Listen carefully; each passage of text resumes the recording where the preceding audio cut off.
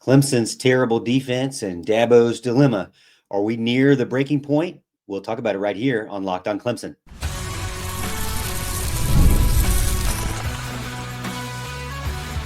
You are Locked on Clemson, your daily podcast on the Clemson Tigers. Part of the Locked on Podcast Network, your team every day.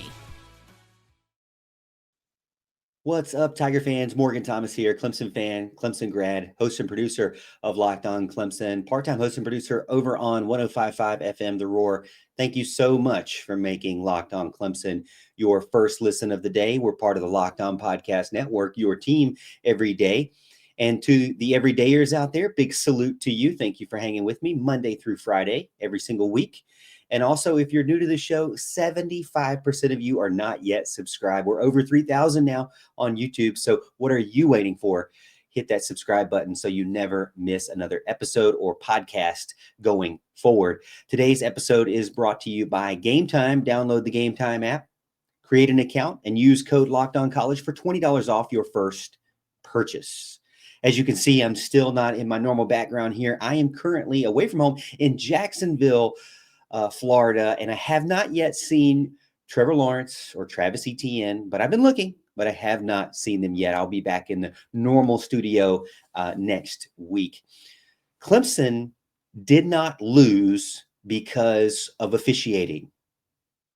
I know some of you are going to be upset the fact that I said that, but it wasn't because of that defensive pass interference that caused the collapse for Clemson. Clemson did not lose to Duke because of just one flag, whether you felt like that it was pass interference on the offense, pass interference on the defense, defensive holding, offensive holding, or shouldn't have been called at all, and it should have just been left up to a football play. That was not what caused this team to lose, even though it was a close game. I know it's a heartbreaker to lose 46-45. But we have to be honest with ourselves here. Why is Tom Allen exempt from any sort of criticism? Anytime that I bring up that I'm not liking this 4-2-5 defense, a lot of people agree with me. You're putting square peg in a round hole. I don't like it either, Morgan. I get a lot of good feedback on the fact that we don't like the defense that's being called, the scheme itself, the formation.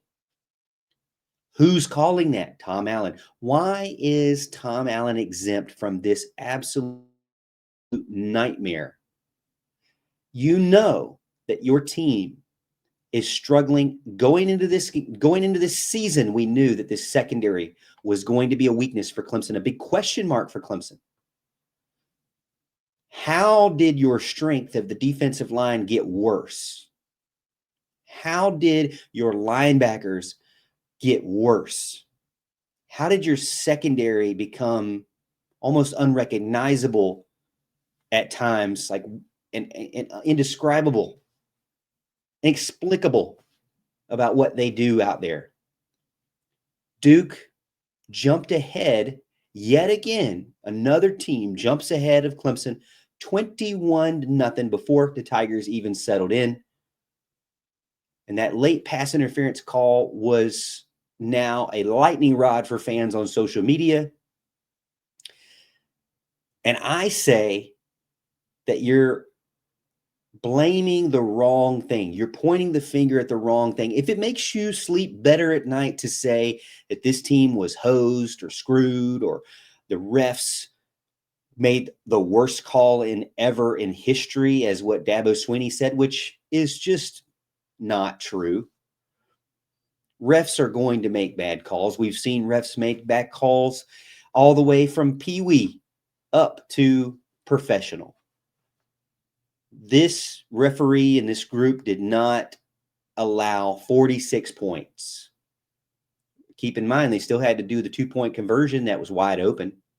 The ref didn't. Did the ref go out there and help them be wide open in that one? It's not because of the referees. I'm going to say it to you many times, whether you like it or not.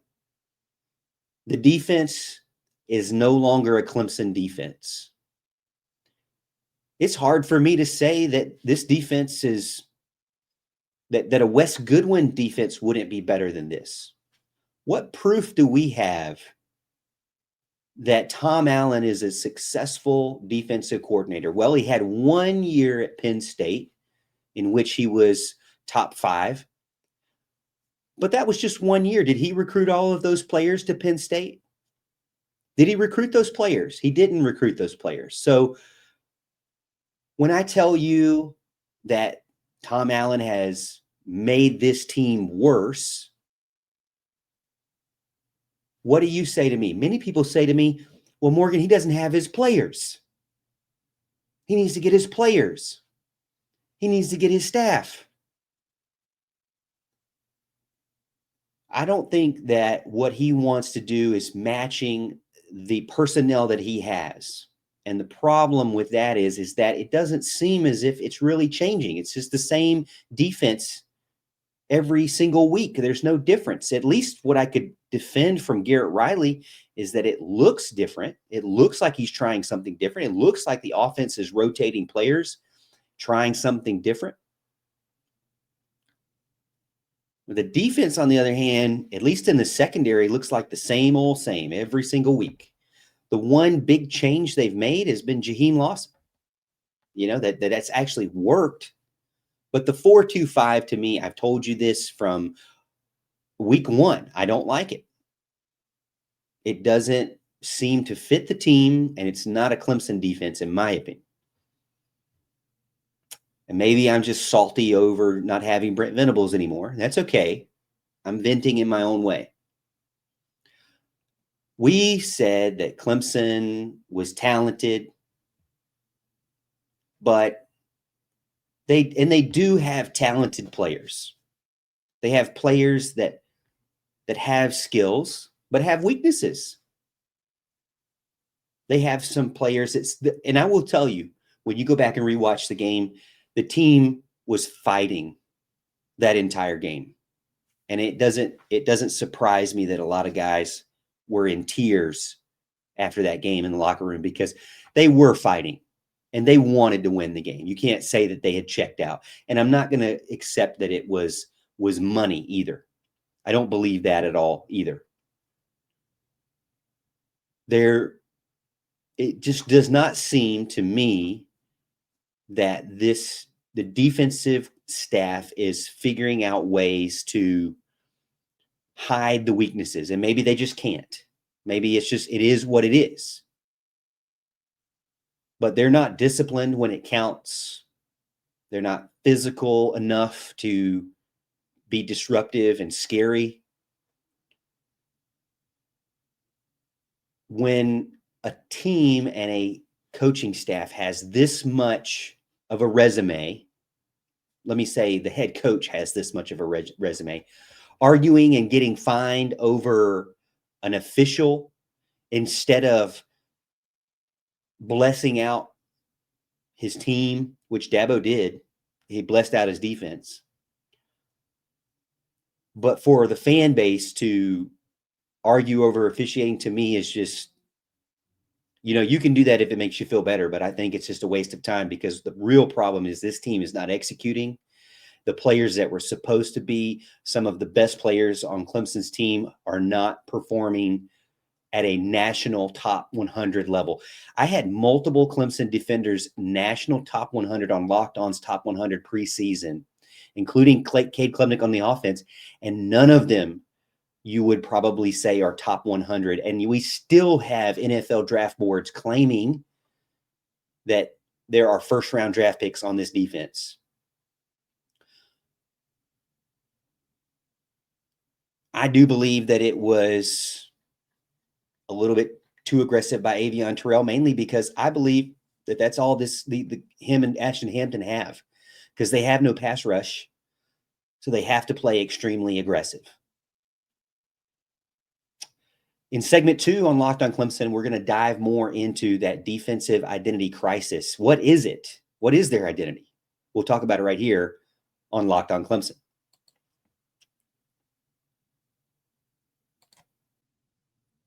The NBA is back, and there's no better place to get in on the action than with FanDuel, the official sports betting partner of the NBA. Even if you miss the start of a game or want to ride the hot hand, FanDuel has live bets on everything from who will score next to fourth quarter comebacks. Plus, you can even combine your live bets with same-game parlays for a shot at an even bigger payout. It keeps every game exciting, especially when your team's making that late push. And I know a lot of you out there are NBA fans. I haven't yet picked my favorite NBA team, but with FanDuel, you don't have to have a favorite because you can make plays on many different games, many different teams. And right now, FanDuel is giving new customers $300 in bonus bets when your first $5 bet wins. Head over to FanDuel.com, sign up, and play your game with FanDuel, the official sports betting partner of the NBA.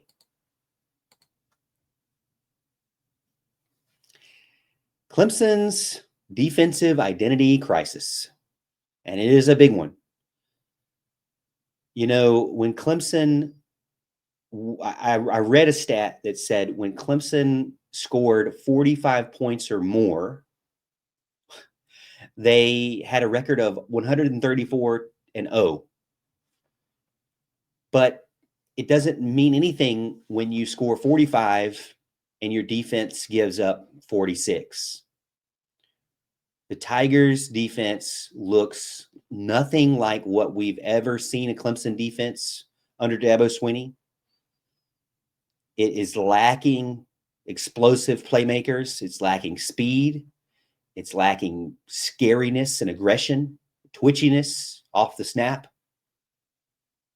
I never would have thought that I would witness not only a 46-point beatdown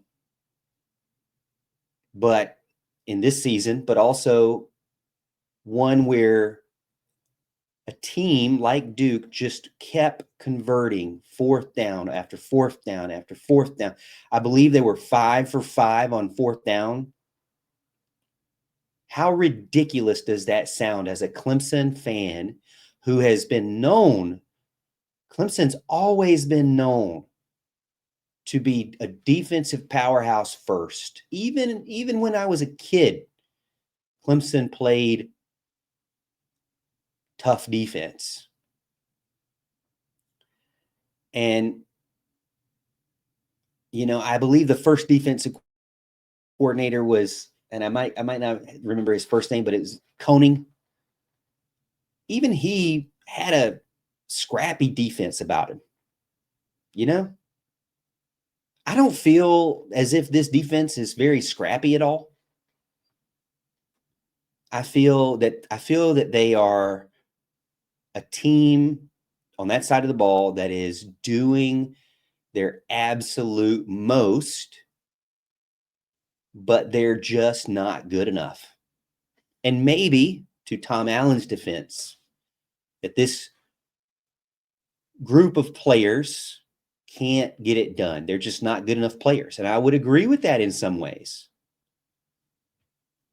The secondary looks lost. And a lot of it has to do probably because of what's happening in recruiting and some of the players that have been missed, especially at the safety position. Players that they wanted to get, they recruited heavily and they just swung and missed. How many linebackers can you remember, if you follow recruiting, swing and miss? How many missed assignments are due to the fact that the players just aren't that good? They're playing their best. I'm not trying to be disrespectful to them and saying they're just not that good, but I'm trying to say that they have reached their limit for this season. I'm not going to say potential either, because players can grow and develop. Another huge concern with identity is that this coaching staff is in part a Brent Venables coaching staff, in part a Dabo Swinney former player staff, in part, all over the place. But I don't agree with, I say I agree with the fans. I don't agree with Dabo hiring more inexperienced position coaches. As much as I love the fact that Ben Bulware is a Tiger or was a Tiger or is always a Tiger, and is a national champion. We have no proof that Ben Bulware is a good position coach. We have no proof that he is a good recruiter. When you look at 2026's recruiting class, it doesn't look like the linebackers are going to be improving. When you look also at what Mike Reed is doing and what guys like Nick Eason and Chris Rump are doing, you kind of question, are they recruiting well enough to continue to be allowed to do that?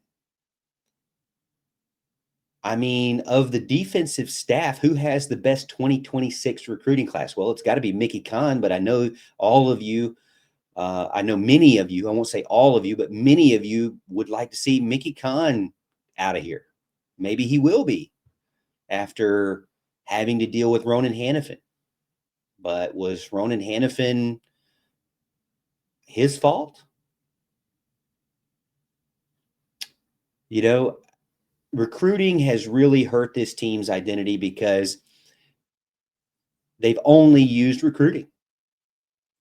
And I know it's going to shock a lot of you to hear this from me, but only using recruiting is absolutely a Dabo Swinney problem. So as much as we want to point the problem to the position coaches or the players' talent, the fact that this team does not have better players is because Dabo Swinney is not doing what Brad Brownell is doing, what Eric Bakich is doing, what John Rittman is doing, what Sean Poppy is doing, what every other program in the country is doing, and that is supplementing, in some ways, revamping their team through the portal. But that's not the winning way of doing it. As you know, the winning way is not to revamp. When you statistically look at the last 3 years of the transfer portal, the right way of doing it is probably anywhere between 10 to 15 players. That's the most successful, consistent way of doing it. Now, can people have monster teams with a bunch of transfers? Ole Miss is one of them. You know, plus 26 transfers is not statistically proven to be consistent way of winning. Look at Florida State. But there are success stories with a lot of transfers, especially if you need an identity reset. If Tom Allen just needs to bring in his players, then this season you can't do anything with this season. And it's not going to be by winning games by effort. It's not going to be winning games by having more motivation. What defines Clemson? It's a big question mark. And what can they do going forward for this season? Considering I gave you a few ideas for next season. For this season, the only thing that I've seen work consistently is just an extreme off and on switch for Clemson to blitz. You know, the sending 4, that's not going to work. The sending 5 is not going to work. You got to send 6 when you do blitz. So it kind of has to be an all or nothing mentality. And I hate to say it because it may expose the secondary even more. But the only time Clemson gets any sort of pressure on defense is when they go all or nothing. And they're already losing games. So exposing yourself in the secondary is already happening anyways. And losing games already happening anyways. So maybe they go all or nothing. Dabo is at a crossroads. We'll talk about it in segment 3 right here on Locked On Clemson. College football is back, and I couldn't be more excited. The tailgates, the rivalries, the energy in the stands, there's just nothing like it. But let's be real. Actually, getting tickets can feel more like a battle than the game itself. Endless queues, hidden fees, prices jumping at checkout. That's why I use Game Time, the app that gives the advantage back to fans. It's the easiest way to score last-minute tickets at the best prices with no surprise fees. What you see is what you pay. I pulled up Game Time, and in just a few taps, you can find amazing deals out there. I'm talking about teams, concerts, whatever. 25 bucks, 40 bucks, 50 bucks. I mean, it is amazing. So take the guesswork out of buying college football tickets with Game Time. Download the Game Time app, create an account, use code LOCKEDONCollege for $20 off your first purchase. Terms apply. Again, that's promo code LOCKEDONCOLLEGE for $20 off. Swipe, tap, ticket, go. Download Game Time today. I got to tell you, I worry about Dabo Swinney. The more I read and the more I listen to other people out there that maybe has a pulse of the team and the pulse of the staff. Dabo Swinney this season has really weighed on him. And it's got to be tough too. If you were the coach and you were building exactly the way that you felt would be successful, you did it and calculated it. I mean, Dabo just doesn't do anything on a whim. He plans, he calculates, he gets advice, and he thinks through strategically everything he does. Nothing happens to Dabo by accident. And that is good, and that is bad too. That stuff hasn't happened by accident either, whether or not he would like to admit it. Maybe what happens next for Clemson and Dabo Swinney. I don't think that Dabo Swinney likes to lose. To me, if you look back over the years, Dabo has been embarrassed many times in his Clemson career. And when he has been embarrassed, he's made changes. When he's gotten something that's even his own issues, he's made changes. When they got blown out, he got rid of Kevin Steele against West Virginia. He got rid of Kevin Steele. When he was no longer satisfied with what Billy Napier was doing, he got Chad Morris. Once he realized that Thomas Austin was fumbling at recruiting, he got Matt Luke. Now there are other staff members that are struggling in recruiting still.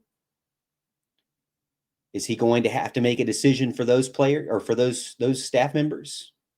I think he is. You can't have a season like this where now you go from the playoffs to at the brink of no bowl game. Again, nothing happening in December. You cannot have that. Dabo is wrestling with the new world of college football. He never wanted to be a professional coach, and he told us that. He really never wanted the players to get paid in this way. He was okay with, you naysayers will disagree with me, but he was okay with players getting stipends, possibly even getting sponsorships. But that's not what college football is. We were sold the idea that it would be sponsorships from major corporations, but it started with just funneling money through local businesses to players for fake sponsorships and ads, or not fake ones, but just at least not disingenuine, I guess, or just not authentic sponsorships. And definitely not market value sponsorships. What the players are getting is not what Dabo Swinney liked. He was against it.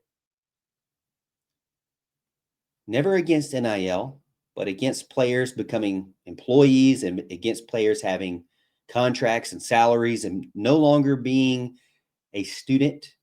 I think we're getting closer and closer to no longer needing to go to the university to even play on the team. That'll be the last straw for me, because that's not the reason why I like Clemson football. I used to like Clemson football because I thought the players wanted to be students like I wanted to be a student. I still feel like the majority of players want to be students, but in some ways I have my doubts. The transfer portal also is something Dabo has to come to a realization on. You can't just ignore a whole entire player market that's available to everyone. That was probably a terrible idea. At first, the transfer portal was a bunch of guys who were frustrated with playing time and may not have ever played at Clemson. But that's not what the transfer portal is now. The transfer portal now is very talented, high-performing players looking for other opportunities and maybe even a lot of diamonds in the rough. It's probably always been diamonds in the rough every now and then. I mean, throughout there, but it's no longer a majority of a bunch of guys who just are disgruntled and would never play on your team. But the struggle is not proving to Dabo that they're good players in the portal. That's what I think Dabo is okay with. I think he believes that now. I mean, he went out and got Will Helt and Tristan Smith. Diamond in the rough. Will Helt was a proven guy, and Jeremiah Alexander is a rehab kind of former 5-star guy. What the big problem with Dabo, and maybe this doesn't happen, the big problem with Dabo is going to be, can he come to terms with the fact that his current players are not good enough and that he needs to replace them? Recruiting's always been about replacement. I've either got to develop you or I've got to out-recruit you. That's what it's been about. That's what college football has been. Now I don't really have to develop you. I've got to out-recruit you, or I've got to find somebody better in the portal. I think it's best to keep developing people. Dabo has a good foundation with that, or at least developing them as people. But what I will say is that that's where my biggest worry is, for Dabo to be able to say to himself that these players that he has, that committed to him, that were loyal to coming to Clemson or wanted to be at Clemson, aren't talented enough to be there. When you look back now, how many times have you told yourself, it just doesn't seem like this team watches practice? How does this staff not pick up on these things that all the fans see, or the announcers see, or former players see? What's happening at practice?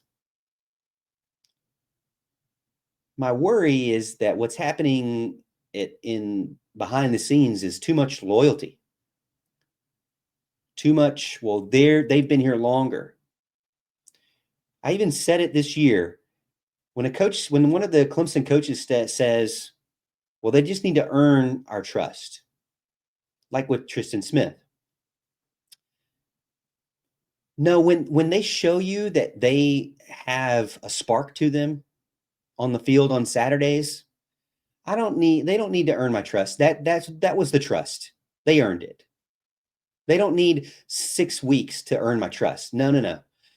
If they blow up on a Saturday and have a great game, I trust you, because I trust talent to rise to the occasion. And if they show flashes of it, then believe it.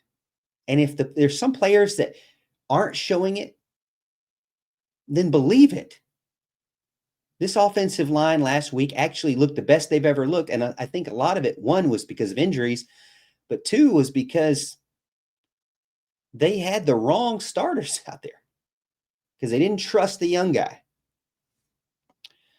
Can Dabo take a step back and say, some of these players that are on the team that I like their family, that were Clemson fits, that I recruited, that he recruited, when I say I meant he. Can he adjust and say, I can't keep you here to graduation just because of all those things? Can he say, it's time for you to find another place to graduate? Will he even want to do that? That's going to be a big question for me this offseason. Hey, thank you so much for making Locked On Clemson your first listen of the day. For your second listen, check out Locked On ACC with Kenton Gibbs and Alex Dono. They break down the most interesting conference and college sports, from the rivalries to the championships to every game in between. Find Locked On ACC on YouTube or wherever you listen to podcasts. And as always, Tiger fans, we'll see you tomorrow, and we'll see you at the top of the hill.